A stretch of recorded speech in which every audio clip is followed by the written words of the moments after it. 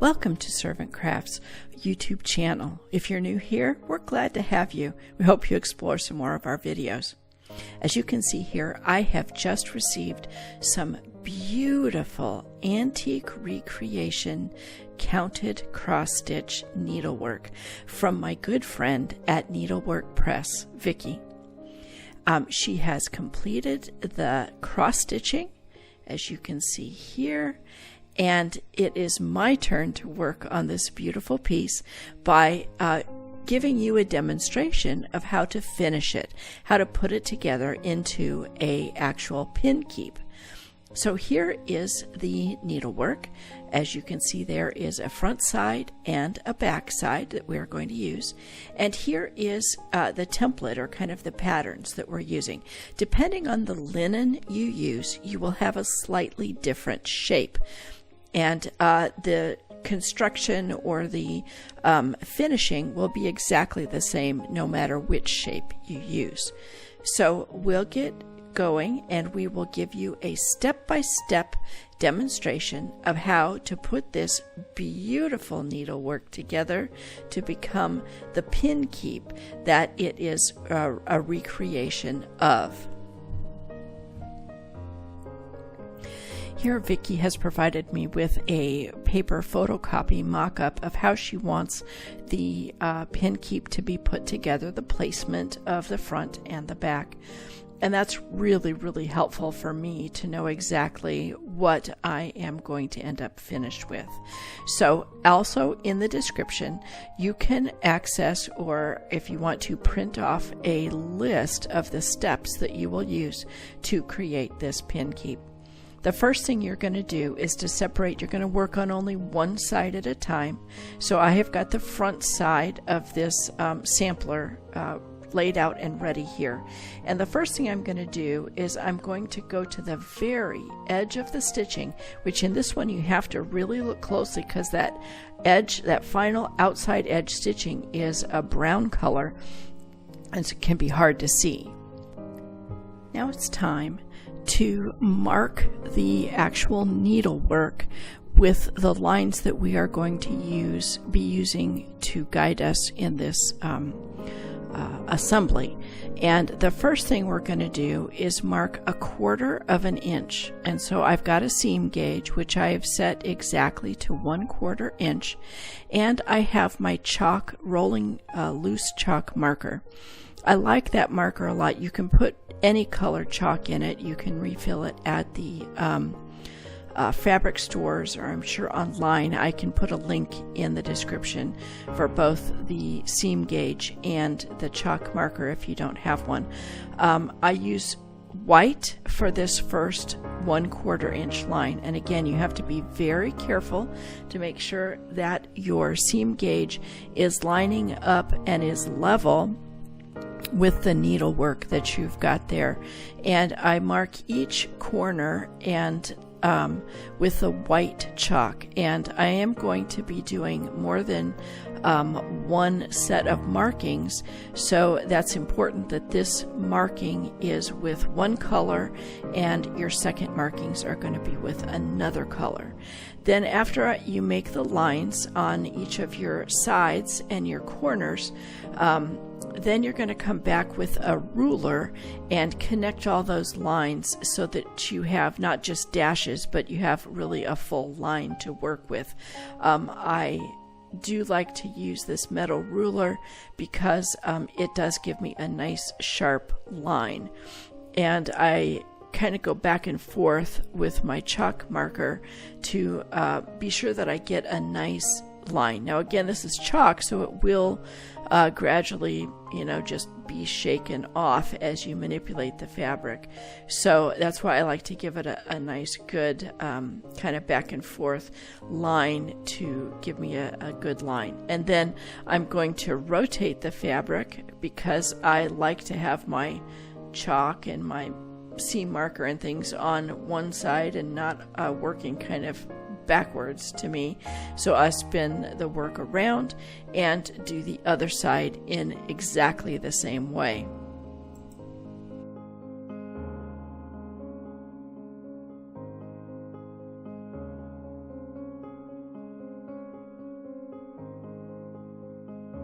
All right, the first 1/4 inch line is marked, and that line is that white line for me, it could be any color for you, is my fold line. Now I'm coming back and using that white line or that fold line as my guide and marking another 1/4 inch line. And this I'm using a blue chalk pencil for. That I am easily confused, and that just helps me to be sure that what I am working on is correct. So this blue line that we are now marking, which is a total of a 1/2 inch away from the needlework, but it's a second 1/4 inch increment. This is the line I'm going to use to cut. And of course, when I am cutting this absolutely gorgeous needlework, I want to be absolutely sure I am cutting on the right line. So that's why I use 2 colors for my lines. 1 color for my cut line and 1 color for my fold line. So once this line will be finished in exactly the same way that the first line was done, marking the dashes at the 1/4 inch mark, and then connecting those dashes with my ruler to mark a full line, and that will then indicate the cut line I'm going to use to cut this gorgeous needlework. Here you could more clearly see the lines that I've marked. The blue lines were difficult to see from a little bit of a distance. So the white line is my fold line, the blue line is my cut line, and each one of them is a 1/4 inch away from the other. Now this is a very lightweight iron-on interfacing or Pellon. You can get it at pretty much any craft store or fabric store, and I am just kind of getting an eyeball. I'm going to cut a rough cut of a piece. I want to make sure that this piece is beyond my outer marking. So it's large enough to go beyond my blue line marking, and that's what I'm just checking for and making sure that it is going to cover. Then I'm just going to take and cut a rough piece out of this. It doesn't need to be precise, and you definitely want it to go beyond your cut lines so that it is protecting both the linen and the needlework from any shifting or stretching or warping of any kind. That's what this Pellon is kind of. It's kind of like your insurance that your stitching needlework stays put and that your linen doesn't fray. Now, I do need 2 pieces of this same size because I am going to also use it on the back. So right now I'm just going to cut both pieces. It just saves time and makes it easier, so that I have that extra piece ready when I need it, but I will not be using it quite yet. So I will take this second piece and set it aside and put away the rest of the interfacing and prepare to iron on the interfacing to this front, to the front piece of the needlework. But I am not ironing it on the front of the needlework. I will be ironing it on the back of the needlework. To iron needlework, you need to be sure that you get out your wool ironing pad, and you need to place the needlework on that wool ironing pad face down, so your needlework is touching the pad. Then you're going to take your piece of adhesive Pellon, and you need to feel it real well. One side is going to have little bumps on it, and the other side is going to be smooth. So you want the bumps down touching the linen and the smooth side up for your iron. Then I place my iron on about a medium heat setting, and I turn the steam off. We don't want any steam affecting the linen or the cotton stitching thread here, so possibly warping or fading or anything like that. So steam off, and you just kind of go over it. Make sure you catch the edges. You can lift it up a little bit and test it to see that it has adhered completely, which you can see here, and you turn it over and this is your right side facing. Now, once you have ironed it on and it is adhered well, you need to let it cool, because if you manipulate it or start working with it at this time, that pellon can loosen and come unfastened. So give it a few minutes, set it aside, do something else for a minute, and then come back to it where you can now work with it when it is cool. All right. Now you see I've got my scissors out. It's time to cut on the blue line. Take a deep breath, say a little prayer, and then start cutting, and try to cut as precisely as you can right on that blue line. Again, you're going to fold to the white line, so if it's not a perfect cut, you are having an opportunity to kind of reduce your mistakes by allowing them to be into the fold. But this is always the time where I am just holding my breath and hoping that I have figured it all out correctly.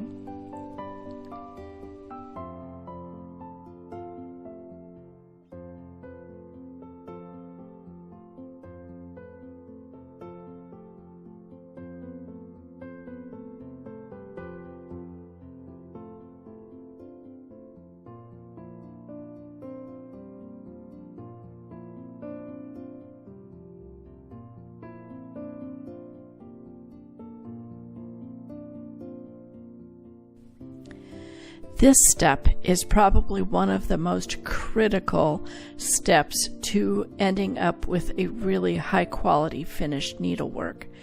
So right now I am going to use that front piece. I'm going to fold it in half one direction, make a kind of a crease that I can see. I'm also using a pin to mark where I think the center is going to be. So what we're doing is we're finding the center of the front piece of the needlework by folding it in half one direction and marking it, and then coming back and folding it in half the other direction. And then I'm going to leave this pin in where I find the exact center of both of those lines, where they intersect, and I'm going to put the pin in right there. That will mark the center of this front piece for me so that I can align it perfectly with the back piece as well. So I found the center by folding it in two different directions, opposite perpendicular directions, and marking that center by placing a pin through it. I also used my chalk marker on the back so that I could see it. It was difficult to mark on the front. I didn't want it to end up showing or to interfere or to even shift any of the stitches. So on the back was the easiest place to mark it. And then I was able to place a pin straight through the center of that, and then I could have an indicator in the front. Now, since I wanted the head of my pin in the other direction, I'm going to slide in another pin right in the same hole going the opposite direction, which gives me now the yellow head of my pin as my marker on the front side where I want it. Now I need to do the same thing with the back stitching, the back stitchery. That is a smaller piece, and it doesn't have this outside edging that you can use to mark your fold and your cut lines. So I am going to use the center as my indicator of where I need to go. So I'm going to find the very edge of the needlework of the letters in one direction and give that a marking, kind of by creasing it with my fingers. It just enough to where you can see where it is, where that crease is.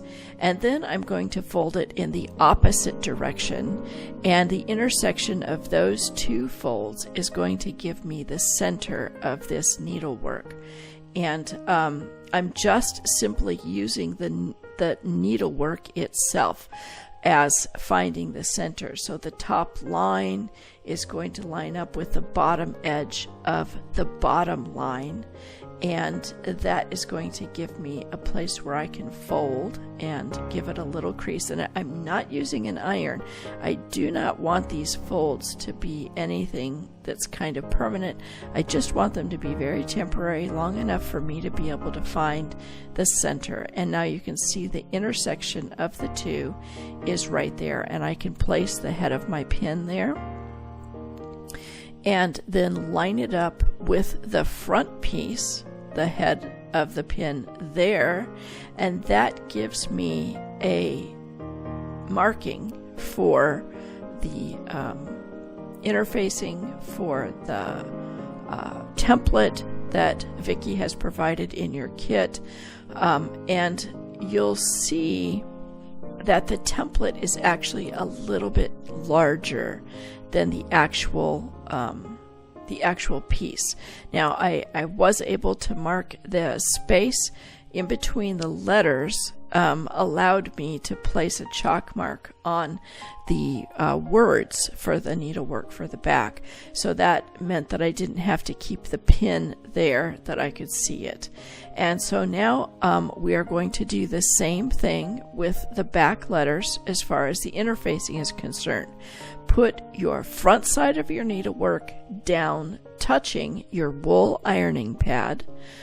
Make sure that the side of your pellon with the bumps is against the linen itself, and then using the same medium heat iron and no steam, you're going to affix this to the back of the back piece of needlework. We're now ready to mark the back with our fold and our cut lines. As you can see, I use the template provided by Vicki in the kit, and I don't know if you have one or not in your kit, but if you do, I did go through, cut it out, I found its center, I marked the center and matched it up with the back, and then proceeded to mark the lines for cutting, the cut lines first on it. Now, when I did that and I laid the the front on top of it, I discovered that this pattern was a bit too large for the piece that I was working on. Now, your piece may be slightly different sized.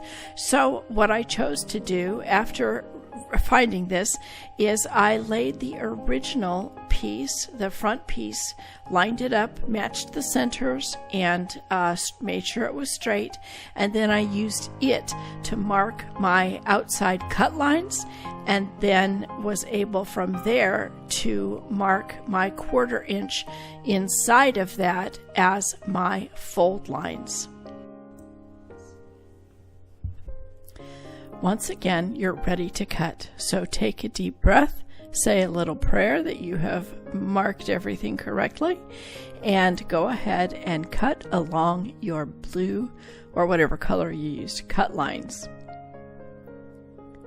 Again, cutting as precisely as you possibly can and just taking your time.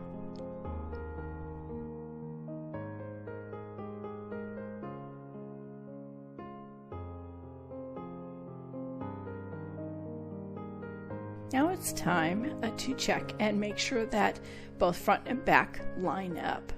So you can see I'm using the center pin, adjusting it, and you can see that the front and the back now match very, very perfectly. Now it's real simple to mark your 1/4 inch fold line using your seam gauge again and your chalk marker. Use the outside as your guide and measure 1/4 inch to the inside from the outside edge, and this will be your fold line, and you'll go around and mark it with your little dashes on each corner, and then come back with your ruler and make solid lines out of those dashes so that you have a good line to be able to be ironing your fold in. That will be our next step. it's time to press in your fold line, or press over or down, however you want to say that, your fold line.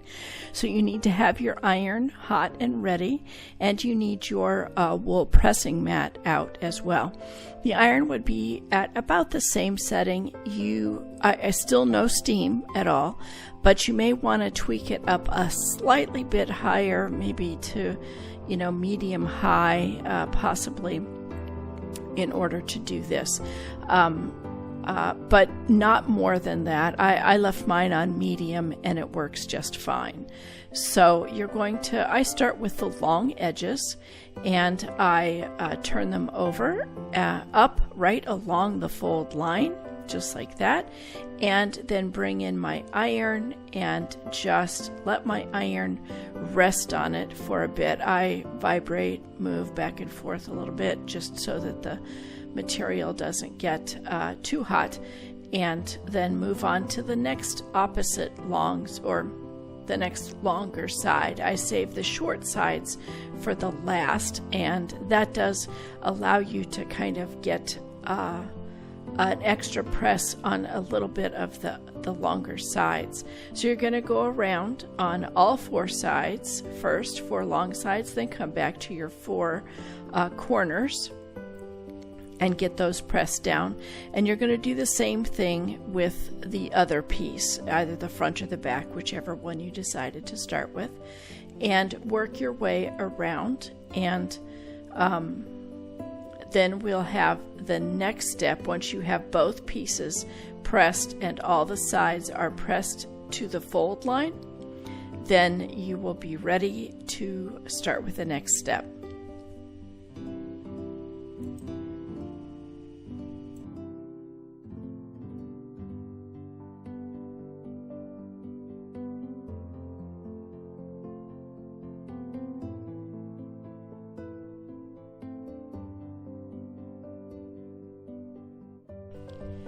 Now, in order to have a more precise and less bulky seam when we stitch these 2 pieces together, we need to go around and notch out where the fabric is doubled, or kind of at the corners.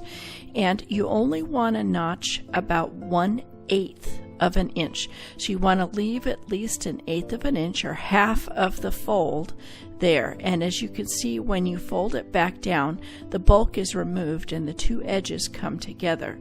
So you need to go around to each corner, snipping away just enough to where you can still turn it down and to take the bulk out. So it's about 1/8 of an inch. Small scissors actually work a lot better for this than my big scissors. I switched to the small ones when I did it again later. And just trim out, making sure that you still have about 1/8 of an inch of a fold there to be able to catch into your seam when you stitch these 2 together. So you're going to go around just slowly and carefully to each corner where there is the bulk and the double fabric, and snip it away, and you're going to do that on both sides, and then you will be ready to stitch them together.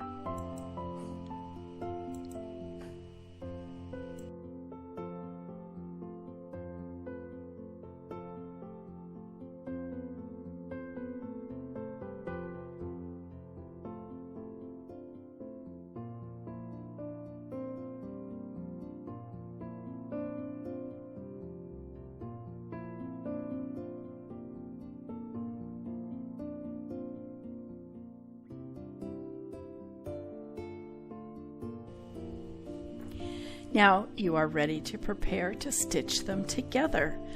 And one of the things that I did is I got out Vicky's little template there, her little pattern for me, and when I put the ABCs on the front, right side up, and then I rotate it to the left and flip it over, then the words on the back are right side up. So you want to make sure that you are placing them the way you want them. Now certainly you could choose to do it, where it's rotated to the other direction. This is your project, this is your choice, but I did take the center, matched that up, And then I just put the pin through. Now you're going to start pinning your edges together, making sure that they're tucked under, and getting them and making sure that they are square and right next to one another. Now don't worry if there is some bulk and it feels like it's not quite right. So see, I turn the ABCs and I turn them over, and it looks like if I rotated it to the left, to my left, the words would be right side up. So again, you could choose to do it differently. Now I'm going to pin all the edges together. I put a lot of pins in. It just makes me feel more comfortable that things are not going to shift. So I put a pin on each edge, but I like to pin opposite edges first, line those up. Again, your edges are exactly meeting together.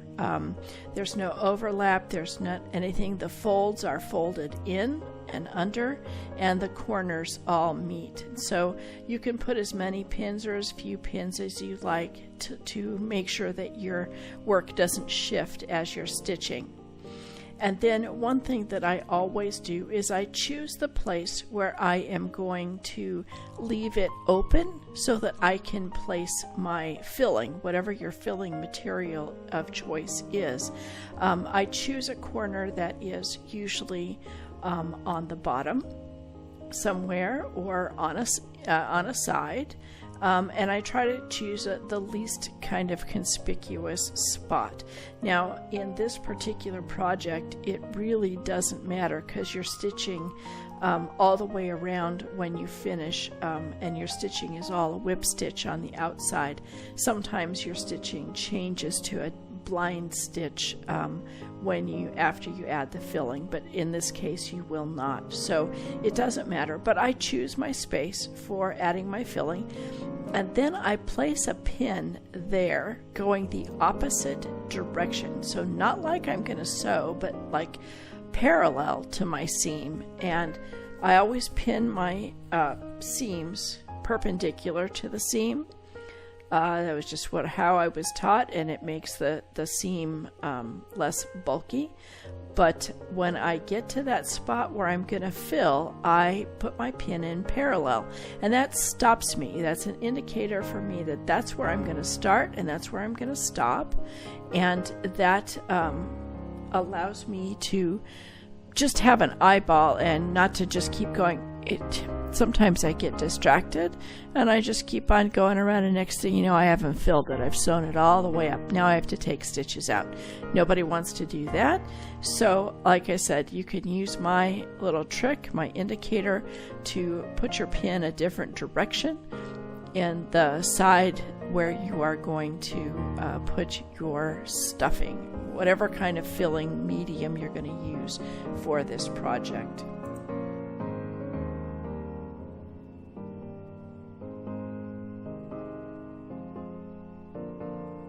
Now you're ready to stitch. I pulled off 2 strands of my kind of tan, this floss matches the linen so closely. I think it was called Whately Wheat or something like that. And pull off 2 strands and thread up a needle and give it a knot on the end. And what I always do is I find the corner where I'm going to start, and I want to start to the right of that corner just a little bit so I can get the corner very tightly closed, and I want to start on the inside piece so that I'm not stitching through 2 pieces, I'm only stitching through the piece closest to me, and that way I can tuck the knot down inside and then make the first real stitch through both pieces. And this is just a whip stitch, just going all the way around from one side to the other, just going around and around all the way around this piece. And I'm going about only maybe, you guys are great at counting these threads in this linen, I'm going about 2 threads deep, and I'm going about 1/8 of an inch apart. with my stitches. I want my stitches very tight because this piece is actually going to be filled with a granite sand, and I don't want there to be any space where that sand can escape.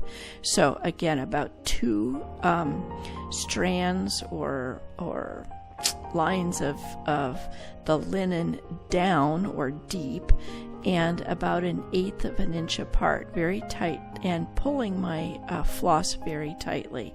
And you're just going to work your way all the way around until you get to the point that you are the space that you're leaving open to insert your sand.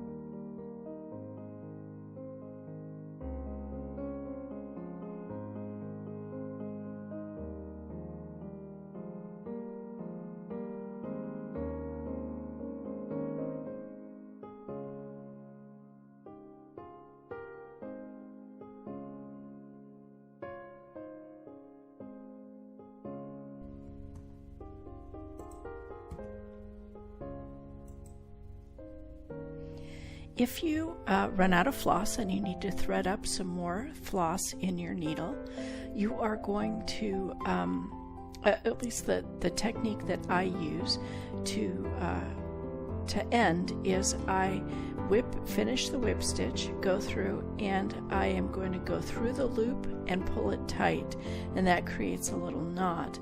I'm going to do that 2 times in the same space. And then when I get those 2 knots in there and they're pulled nice and tight, I am going to slide my needle down in between the 2 pieces of linen, a little bit, just behind the stitch that I just made, and bring it out about 1/4 or 1/2 an inch into the center of the linen. And then I'm going to cut the strand of floss off there. And you'll see if you kind of wiggle and manipulate the fabric, that end just goes right back down inside. That makes your knot very, very inconspicuous and allows you then to start again the same way that you did in the beginning with getting a new piece of floss, knotting it on the end, and only going through one piece, one side, the side closest to you, with that first stitch, and it's usually kind of right next to the stitch that you just made, almost in the same spot, and tucking that knot in between the 2 pieces of linen, making sure it's stuck down in there, and then beginning again going through both pieces of linen all the way around with your whip stitch, and continue and finish off with your piece. It makes a nice edge. You don't really see any stop or start, which is the idea. You don't want people to be able to tell where you had to change floss, and this is a method that works really, really well. So here you can see I'm going through, making the knot, pull tight. I'm going to do it again because I'm just kind of a double knot girl. I always double knotted my kids' shoes, so I guess I continue to double knot just about everything. Makes me feel more secure. And then now go in between the two pieces and come out about a quarter or half an inch down into the body of the work, and then trim there. That allows that tail to just kind of be down inside and not right at the edge and nowhere where it can stick out. And you're ready to start again.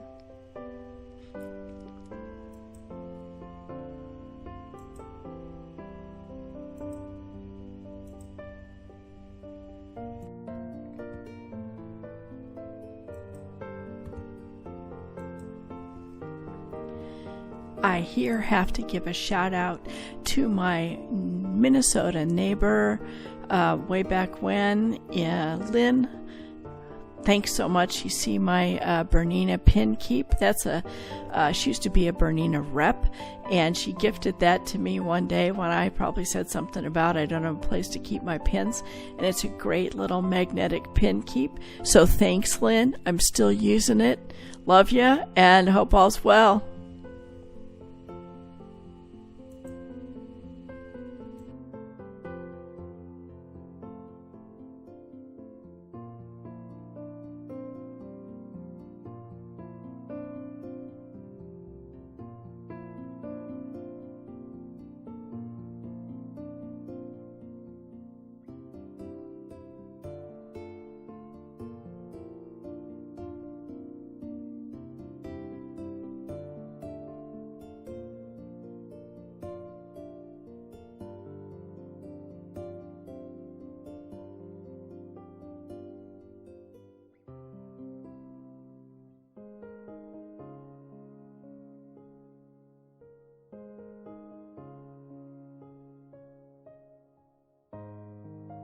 Continue to whip stitch around all sides, but the one side that you have left and indicated as your fill side. You can see here on the front, it's just a very tight whip stitch. We drop down about 2 threads into the fabric and go about every 2 threads you're going to make another stitch. You do want this tight so that it keeps all of the filling inside. All right, we are ready to begin the filling process. And as you can see here, I am using the 32 strand linen here for this mock-up. Truth be told, that I thought I had my camera on when I was filling the one that is actually stitched and not a mock-up, but I found out I didn't. So here I'll show you how to fill the Pinkeep with your granite sand. I'll put a link in the description for this granite sand for you to purchase if you'd like. You can also use other items. I'm sure that Needlework Press, Vicki has provided you with those options.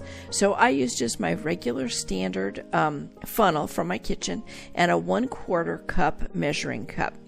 In this 32 strand linen mock-up, I used about 3/4 of a cup of granite, and that felt about right when I had that full. Now on the larger one, the little bit uneven, the one that had the needlework finished on it, that one I used about a cup, maybe a little bit of a heavy cup, to fill that one. And I do use the funnel, the end of the funnel, to kind of guide the granite into the corners and the sides of the pin cushion.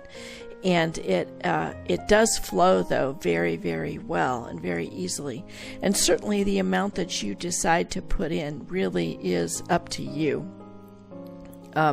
It depends on just how full and how tight you want this. I liked it to be full and plump, but not really packed. I wanted it to have a little bit of give in the fabric, so that it wasn't stretching the fabric or really being super, super tight. Once you get it full exactly how you like it, you certainly then, you can see I did not unfasten my last thread there. It is just pinned and just sticking into the wool ironing board there. And I just work the granite around. Then you can pull tight. You can put a pin in there once you've got it filled the way you like it, or not. I didn't feel that I needed to pin. I wanted to just hold it tightly and then continue the same identical whip stitching that you've been doing till you get to the end and when you finish it. And I'll show you how to end. It's a system that I use when I'm ending things where I don't want my end knot to show.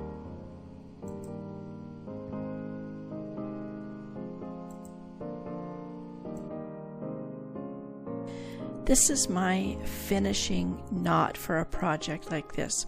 I make 2 knots, slip stitch knots, which is what I call them. I pull up a loop there and bring the needle through that loop and pull it tight. And I do that twice and make sure it's very tight. Now I'm going to bring the needle, try to bring it kind of between the 2 pieces of fabric, right at the knot, or just on the inside. And then I'm going to bring the needle out about anywhere from a half to an inch into the center of the work. Pull the thread and cut it nice and tight.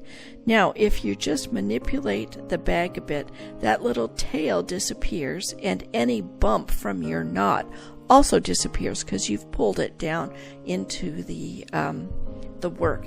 Now, let me show you again. This is the 32 count 32 count linen, and this is how it works up and what it looks like as a mock-up.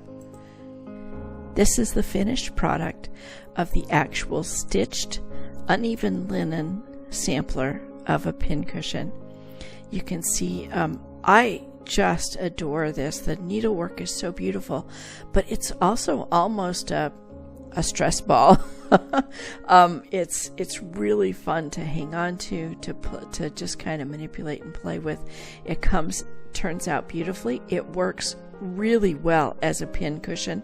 That granite in there or sand, whatever you choose to use, that keeps your pins and your needles nice and sharp, much better than any kind of stuffing, kind of a fabric stuffing, polyester or even cotton. The sand really works to keep everything nice and sharp and really usable as far as your pins. So this is what it looks like, the final product, and I hope that yours works up just the same. Please know that you can always reach out to us in the comments, and we'd be happy to help you with any questions or concerns that you might have in your particular project. We are always here to help. That's our number one ambition, is to serve you and to help you make the very best and beautiful needlework using your God-given talents. We pray that you have a blessed day.